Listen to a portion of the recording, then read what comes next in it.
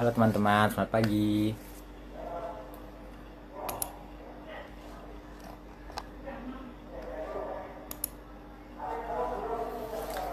Selamat datang di Bincang Pagi Show episode 2. Senang banget karena acara ini bisa kembali lagi di hadapan teman-teman semua setelah hiatus beberapa waktu ya. Dan kali ini kita bakal banyak membahas tentang sebuah topik yang menarik bersama narasumber kita pada pagi hari ini. Halo teman-teman yang baru bergabung. Mari kita tunggu dulu ya narasumber kita untuk bisa bergabung. Halo, Assalamualaikum Kak Suaranya masuk Raul. kan? Alhamdulillah. Tunggu, cuman kurang kedengeran deh kayaknya. Oke, halo, halo, halo. Bentar, kayaknya jaringan.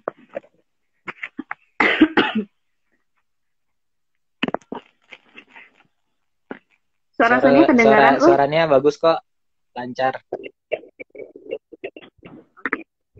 Oke. Oke, oke. Roy izin opening dulu ya. Assalamualaikum warahmatullahi wabarakatuh. Selamat pagi teman-teman semua. Selamat datang di talk show Bincang Pagi Show episode 2. Kali ini Raul nggak sendirian. Hari ini kita bersama narasumber yang keren banget, milenial, sekaligus juga sahabat saya dari SD sampai sekarang. Gitu. Nah, ya kita kenalkan narasumber kita, Kak Sonia Anissa, dari pegiat ya Kak, pegiat Balai Baca Rumah Baku. Mungkin kenalan dulu sama saya Rogo Gonzales, perwakilan dari Janani Group. Pada malam hari ini, pada pagi hari ini bakal keseringan acara malam nih ya, bukan malam. Pada pagi ini bakal memimpin nih, bakal ngemoderatorin talk show pada pagi hari ini. Oke, mungkin boleh perkenalan dulu nih dari Kak Sonia gitu ya. Sekarang siapa namanya, sibuknya sekarang lagi apa gitu, terus dari mana? Oke. Assalamualaikum warahmatullahi wabarakatuh. Selamat pagi teman-teman semua. Terima kasih sebelumnya kepada komunitas Janandi yang udah ngundang Sonia pagi ini buat ngobrol-ngobrol. Perkenalkan, nama saya Sonia Anissa, bisa dipanggil Sonia. Kemudian kalau kesibukan sehari-hari sih banyak ya. Selain menjadi pegiat literasi di Balai Baca Rumah Bako, sekarang juga lagi sibuk ngajar juga di beberapa pondok pesantren. Kemudian ada di Rumah Tafiz, kemudian di MTS juga. Nah, terus juga aktif di perguruan silat Satria Muda Indonesia. Nah, selain itu juga aktif di pegiat literasi Balai Baca Rumah Bako. Ya. Terus sekarang lagi skripsian nih, skripsi Semangat. Oke deh, oke teman-teman. Ya, mungkin itu kan aja banyak banget tuh ya rentetan kegiatan Kak Sonya yang keren-keren banget gitu. Jadi pengajar, pegiat, terus juga berbagai macam deh prestasi dan pengalaman-pengalaman beliau ini kayak gitu. Nah, pada waktu kali ini kemarin tuh kan sempat bingung ya, aduh ini kayaknya tema literasi ini cocok banget nih buat diangkat gitu ya. Nah, waktu itu kami bingung nih ya, mau siapa ya. Ya udah kepikiran nih ya gitu kan, karena salah satu penggiat di Balai Baca kayak gitu. Mungkin kita ke ini ya, kita ke pertanyaan mungkin ya nih ya. Sejauh ini kabar sehatnya? Oh iya. Alhamdulillah sehat Kak Raul, sehat alhamdulillah. Mantap, mantap. Oke, kan gini ya, diskusi pagi ini kan kita diskusi-diskusi aja gitu nih ya. Ini nggak berdiskusi yang saintifik atau yang gimana-gimana gitu. Nah, ini kan kita membahas literasi nih pagi ini, literasi. Nih menurut Nia nih gitu ya. Sebenarnya definisi secara besar dulu ya, secara kasar tentang literasi itu apa sih? Oke, jadi kalau Sonia sendiri, Karaul nggak mengartikan literasi yang gimana-gimana yang secara bahasa, secara istilah nggak gitu sih. Bagi Sonia sendiri itu bicara tentang literasi itu bicara tentang eh, komunikasi dengan banyak masyarakat, banyak orang. Literasi itu bicara tentang hati karena memang mengerjakannya itu betul-betul memang sesuai dengan hati begitu. Bagaimana kita mengenal orang, bagaimana cara kita berkomunikasi, bagaimana cara kita bersikap. Nah, bagi Sonia sendiri sih itu adalah literasi gitu. Secara sederhana pun itu bisa dikatakan literasi gitu ya. Jadi nggak perlu baca buku Betul. gitu Jadi ya. literasi itu tidak harus kebanyakan orang mengatakan literasi itu harus berbau dengan buku saja. Tidak sebetulnya kan literasi dasar gitu seperti adanya literasi baca tulis, ada literasi finansial, ada literasi budaya. Jadi banyak banget. Jadi ruang lingkup literasi itu betul-betul besar, nggak cuman hanya sekedar cuman buku dan buku. Oke, Gitu. keren banget. Dulu juga mikirnya sebatas itu kan ya, kayak oh literasi itu cuman baca buku gitu, cuman ngoleksi buku atau baca buku di perpustakaan. Kita nggak sesempit itu ya. Enggak. Oke, Iya. next. Jadi gini, jadi kebanyakan orang saat mendengar kata literasi itu kok, aduh, gue nggak suka baca gitu, aku nggak suka baca, aku nggak suka nulis gitu. Padahal sebetulnya literasi itu nggak cuma sebatas itu, bahkan komunikasi kita sekarang ini adalah bentuk literasi juga. Nggak sesempit itu berarti ya. Oke, ini keren banget nih guys, definisi literasi yang harus kita lebih maknai gitu, nggak sekedar cuma buku kayak gitu. Nah, tadi kan udah diintroduce ya dari salah satu pegiat di posternya juga salah satu pegiat Balai Baca Rumah Bako gitu ya.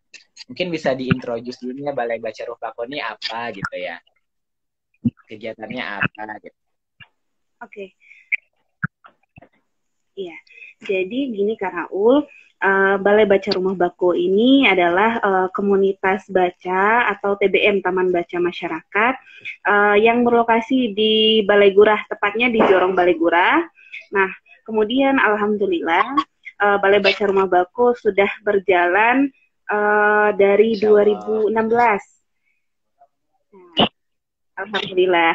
Jadi pergerakan di sini itu betul-betul diawali dilatar belakangi dengan ketidaksanggupan gitu melihat keadaan saat itu. Contohnya seperti anak-anak yang sibuk dengan waktu itu zamannya warnet ya, belum ada PUBG dan segala macamnya.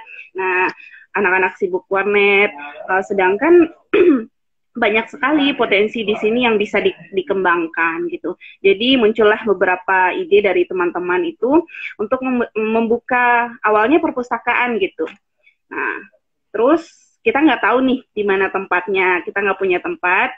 Nah, selanjutnya kita kepikiran buat bukanya itu di dekat kantor desa gitu. Nah, jadi mikir lagi kayaknya kalau kita itu di bawah apa ya? Agak terikat gitu dan sulit pergerakannya sehingga salah satu dari kita tuh punya rumah bako gitu yang bisa lah dipergunakan tempat itu. Akhirnya kami milih tempat itu. Nah, kemudian kalau pergerakan itu ya 5 literasi dasar itu semuanya dicoba gitu. Nah, tapi ya tetap aja pergerakan itu ya sederhana aja gitu dan sifatnya kekeluargaan, tidak mengikat. Karena di sini kami coba memahami teman-teman yang ada di sini itu ada yang kerja, ada yang kuliah, ada yang petani dan pokoknya semuanya tuh lengkap di sini. Nah, jadi di sini tuh nggak ada yang mengikat, nggak ada yang seperti harus begini, harus begitu, nggak. Semuanya tuh kayak mengalir aja. Ya ibaratkan seperti di rumah bako kan kita begitu nyaman gitu. Nah jadi ya begitulah. Jadi memang nama bako itu bukan nama bilang emang rumah bako gitu ya, dari salah satu anggotanya. Gitu. Jadi salah satu founder itu ada Uda Edo namanya. Nah, di rumah bako beliau lah letak Balai Baca Rumah Bako ini. Oke, Ro, baru tahu juga nih akhirnya ya. Oke, lanjut. Nah, berarti kan istilahnya dari judulnya ya, dari Balai Baca atau Balai Baca Rumah Bako itu baca gitu ya. Ada kata baca gitu. Nah, tadi kan juga berangkat dari bahwa anak-anak ini suka warnet atau zaman-zaman dulu kan belum ada TikTok ya, si warnet gitu ya. Ya.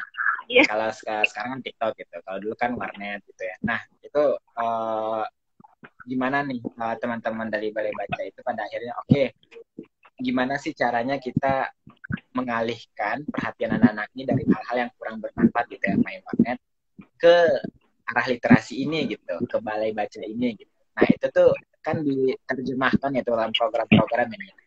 Nah, kira-kira tuh di Balai Baca itu program apa aja nih yang ada gitu nih ya buat menunjang yang tadi kayak gitu. Oke.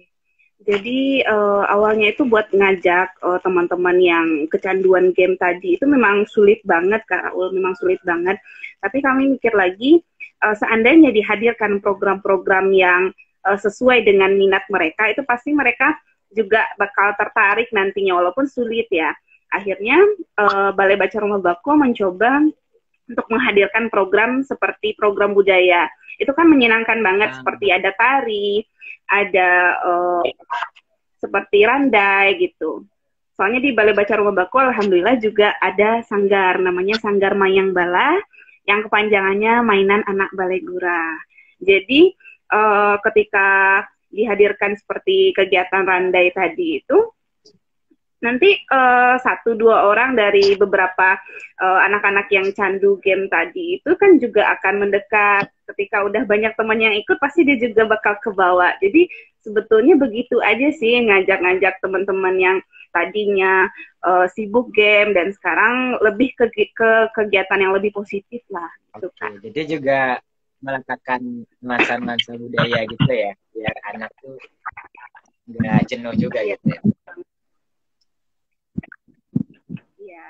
Terus kita juga ada kegiatan camp cilik namanya. Jadi kalau anak-anak sekarang suka banget sama camp itu. Jadi di dalam camp cilik itu kita juga menghadirkan program-program yang mengedukasi. Contohnya kita juga mengajarkan mereka di sana tuh seperti makan bajamba. Kan sekarang tuh udah nggak ada pelajaran BAM. Di sekolah nggak ada lagi. Jadi di sana tuh kami menghadirkan program kayak camp cilik, tapi di dalamnya tuh nggak cuman apa ya, juga ada edukasi di sana. Contohnya makan bajamba tadi. Terus alhamdulillah di sana juga dekat banget sama masjid tuh, kita mengajarkan anak-anak juga kayak sholat subuh jamaah juga kayak gitu. Jadi komplit. Yang pendidikannya ada, budaya Minangkabaunya ada, terus ibadahnya juga ada gitu dari segi keagamaannya. Keren banget ini emang Balai Baca ya. Oke, nih aku mau nanya hal filosofis.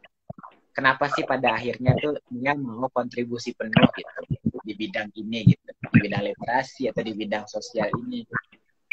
Apa sih yang menggerakkannya secara pribadi? Gimana kan? Hanya susah kayaknya. Boleh diulangi Kak? Tadi kan udah dijabarin ya Nia ya.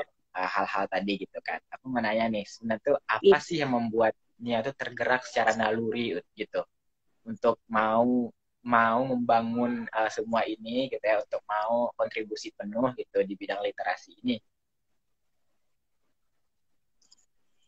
Ya, jadi gini Kak Raul, melihat zaman sekarang ya, zaman sekarang tuh kan udah apa ya? Namanya udah maju banget gitu kan. Tapi melihat keadaan yang kayak gitu kayaknya miris banget ketika regenerasi kita tuh ketinggalan. Jadi itu sih yang membuat semangat tadi itu buat bagaimana yang adik-adik kita itu nggak seperti kita. Kalau zamannya kita kan nggak ada tuh yang namanya taman baca masyarakat, nggak ada yang buku yang banyak itu. Bahkan di perpustakaan sekolah tuh jarang banget kita nemuin buku-buku anak-anak yang bergambar. Nah sekarang karena udah ada peluang seperti itu, kenapa kita nggak semangat gitu buat membimbing adik-adik gitu. Nah, kemudian di sela kesibukan memang sebanyak itu kegiatan yang Sonia ikuti gitu. Tapi ya namanya kita tuh apa namanya hidup bermasyarakat ya. Kita juga harus mengabdi juga ke kampung, ke masyarakat. Toh kita apa ya? Uh, hidup juga sementara gitu. Jadi kenapa kita nggak bermanfaat buat orang lain gitu. Jadi sebenarnya itu sih. Ya, gitu aja yang bikin semangat sampai hari ini tetap di Balai Baca Rumah Bako tetap jadi pegiat literasi. Walaupun sibuk banyak sebenarnya. Ya, harus dipegang gitu ya. Oke, jadi berangkat dari hal ya kapan lagi kalau nggak sekarang ngasih manfaat gitu ya buat adik-adik. Ya, Oke. Nah, di apa ya di percakapan ini kan dimensinya adalah kita ini berdua anak muda ya gitu kan masih milenial masih muda gitu yang people gitu. Nah menurutnya nih literasi itu kan salah satu fondasi bangsa juga gitu ya gitu kan minat baca anak-anak gitu. Iya benar banget. Dan yang akan 10 tahun atau 20 tahun lagi itu kan anak muda anak-anak usia kita yang bakal memegang negara ini di masa akan datang gitu. Dan menurutnya nih dari sekarang nih kenapa sih anak muda itu harus bisa gitu atau paham gitu dan menggerakkan literasi ini tuh seberapa penting sih anak muda itu kayak gitu, dalam ranah ini gitu. Ya, kalau menurut Sonia sih perannya anak muda itu penting banget buat kemajuan literasi, buat kemajuan negara kita. Kenapa? Karena di usia yang muda itu kan usia-usia produktif, sedang usia-usia yang punya waktu lah buat ngurusin literasi ini, buat mendalami literasi ini, buat mempelajari literasi ini. Memang anak muda tuh dari segi waktu, dari segi tenaga itu kan betul-betul apa ya mempunyai peluang besar buat menjalankan literasi ini. Makanya anak muda nih perannya penting banget di bagian literasi. Sekali lagi literasi itu kan nggak cuman tentang baca dan nulis gitu. Karena kebanyakan sekarang dengar kata-kata literasi orang udah ngeluh gitu. Pemuda sekarang tuh udah ngeluh. Oh nggak suka baca, nggak suka nulis. Padahal ranah literasi itu nggak cuman itu gitu, luas banget. Contohnya, mungkin seseorang itu dia hobi di bidang sulaman mungkin atau ukir, itu kan masuk kepada literasi finansial gitu. Jadi literasi itu betul-betul luas banget. Contoh juga ketika ada pemuda yang hobinya di digital gitu, kenapa nggak diarahin ke literasi digital? Nah gitu sih sebenarnya. Jadi tinggal diarahin aja kemana sih pemuda ini tuh arahnya tuh kemana gitu. Tinggal explore diri aja gitu. Kita tuh minatnya kemana sih gitu. Ya jadi nggak seberat yang dipikirkan orang sebenarnya untuk mengembangkan literasi ini. Nggak sepakem itu gitu ya. Saya fleksibel aja gitu ya buat literasi. Oke. Iya. Nah, tadi kan sudah ini ya kayak anak muda gitu penting banget gitu ya buat ada dalam ranah ini gitu. Nah, sebenarnya kan balik lagi kayak ada di balik apa ya?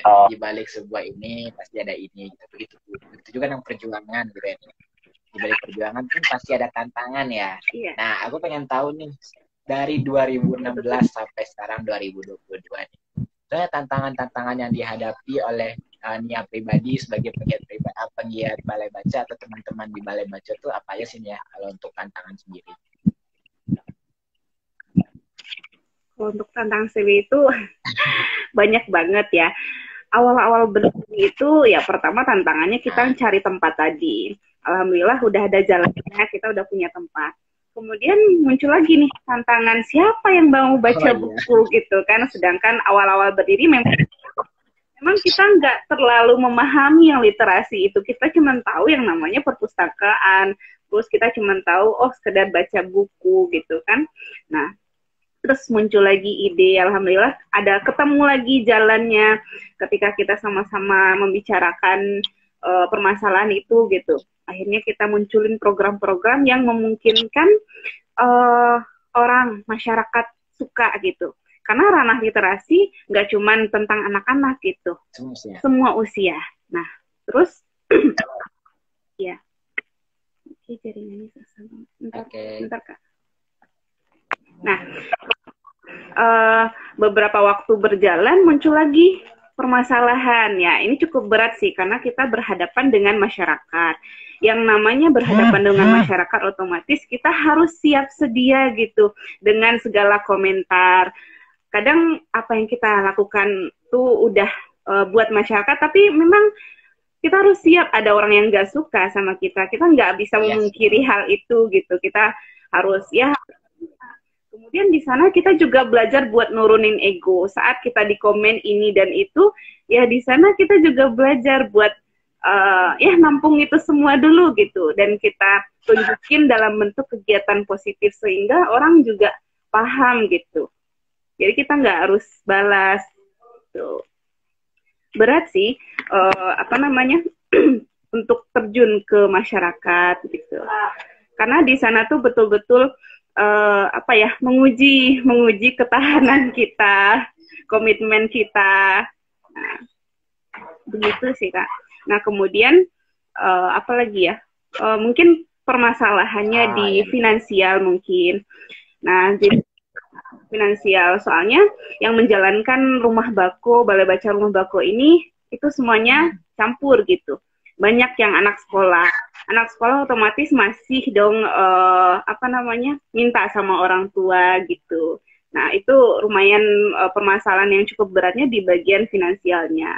Akhirnya muncul lagi ide dari beberapa teman-teman, kita ngumpulin kertas bekas dari rumah ke rumah, terus kita jual dan kita bisa beli buku, walaupun bukunya kadang buku bekas kita beli, tapi alhamdulillah itu tetap bermanfaat buat teman-teman yang baca. Ini. Jadi berangkat dari masalah pun bisa menghasilkan solusi jadinya gitu ya. Betul banget. Nggak ada masalah itu kita juga nggak mikir, betul nggak? Ada masalah tuh jadinya kita berkontemplasi gitu pikirannya, oh gue dihadapkan sama masalah ini ya gue harus menyelesaikannya dengan ini gitu. Jadi mikir sendiri gitu jadinya ya. Oke. Nah tadi kan udah tantangan tuh ya, berbagai macam tantangan yang kakak hadapin gitu selama menjalankan kegiatan yang bermanfaat ini gitu, kegiatan benefit buat masyarakat. Ada apa komentar-komentar yang kurang enak, terus masalah finansial, masalah banyak deh gitu ya kalau menjalankan sesuatu, dan itu kayaknya di semua organisasi, semua perusahaan atau semua kelompok tuh kayak gitu. Nah, aku tuh mau nanya nih, hal-hal tadi kan udah yang susah-susahnya ya. Coba nih ya, aku pengen tahu nih hal-hal menyenangkan nih yang kita dapat nih dari kegiatan selama ini gitu. Iya. Makasih ya. Hal yang menyenangkan, aduh senang banget deh. Oke, nah jadi gini Kak Raul, ketika kita itu apa namanya berbaur dengan literasi itu sebenarnya tuh kalau dikaji kesenangannya tuh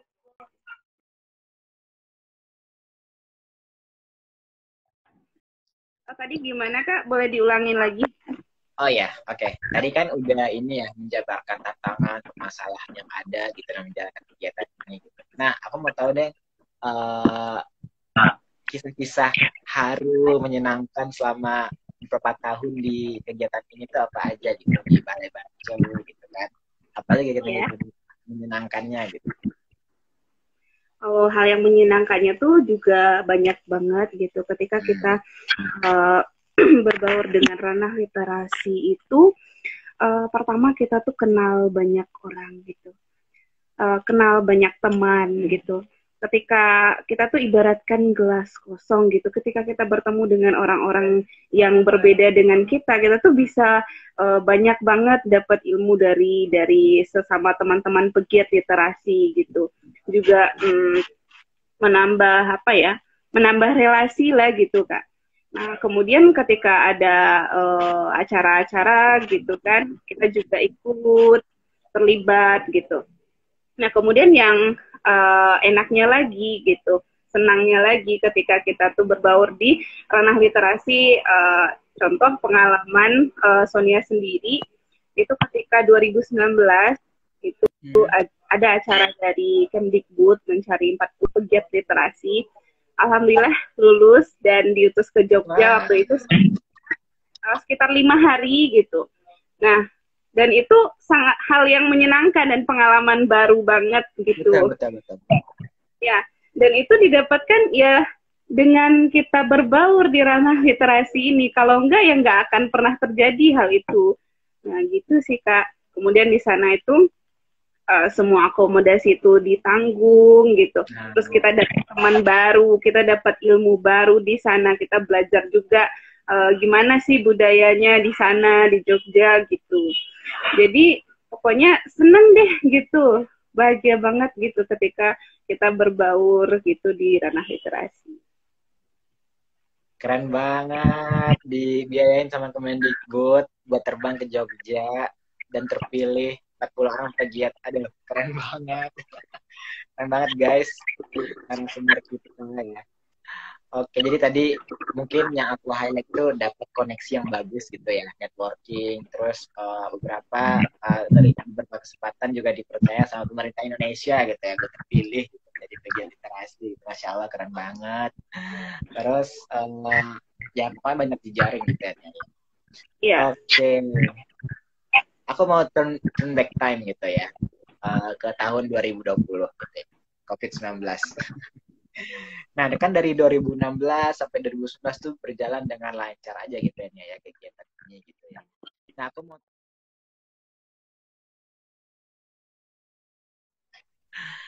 oke. Tadi kita sampai COVID ya Nia ya. Iya Uh, benar. kan kalau kita balik ke masa lalu gitu ya, kedua tahun lalu itu COVID melanda negeri.